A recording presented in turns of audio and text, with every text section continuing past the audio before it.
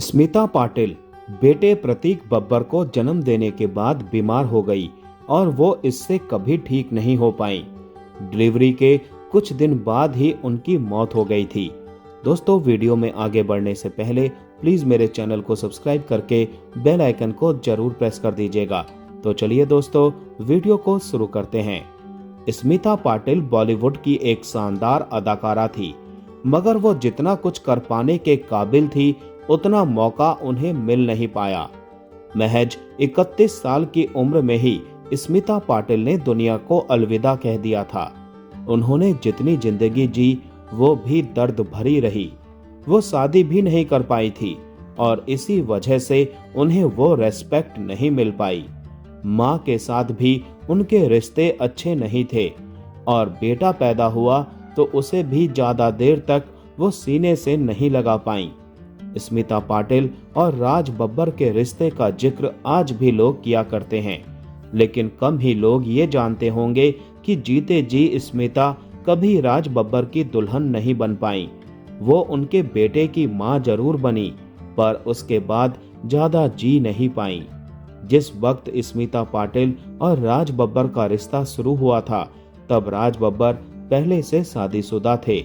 उन्होंने स्मिता के लिए अपनी पत्नी को तो छोड़ दिया था, लेकिन कभी स्मिता के साथ शादी नहीं की थी। मैथिली राव की किताब में स्मिता पाटिल की लाइफ के सभी जरूरी मुद्दों का जिक्र किया गया है। स्मिता पाटिल एक स्ट्रॉन्ग महिला थी, लेकिन राज बब्बर के प्यार में वो इस तरह पागल थी कि उन्हें सही गलत कुछ समझ नहीं आता था। उन्हें लोग राज बब्बर की लाइफ की दूसरी औरत कहा करते थे और यह बात स्मिता की मां को कतई पसंद नहीं थी, जिसके कारण उन्होंने अपनी बेटी से बात करना तक छोड़ दिया था।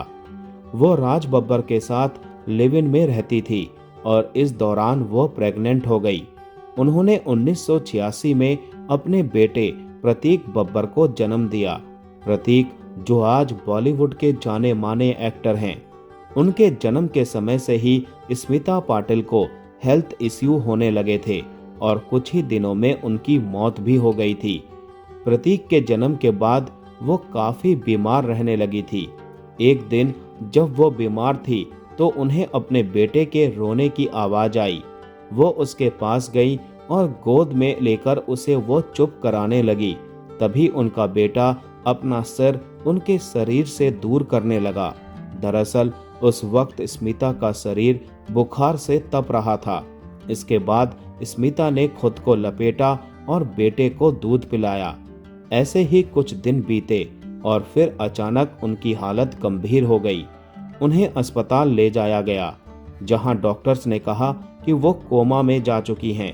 उनके दिमाग ने काम करना बंद कर दिया था और अगली सुबह उन्होंने आखिरी सांस ली। जिंदा रहते हुए स्मिता को दुल्हन बनने का सुख नहीं मिला था, लेकिन उन्होंने ये इच्छा जाहिर की थी कि जब वो मरे तो उन्हें दुल्हन की तरह सजाया जाए। स्मिता ने अपने मेकअप आर्टिस्ट दीपक सावंत से ये बात कही थी और उनकी मौत के बाद ऐसा ही हुआ। दीपक ने स्मिता के शव को दुल्हन की तरह सजाया था और इस बात का उन्हें बहुत दुख था। तो दोस्तों, आज का वीडियो यहीं समाप्त करते हैं। मिलते हैं नेक्स्ट वीडियो में। तब तक के लिए आप सभी को ta ta bye bye, take care.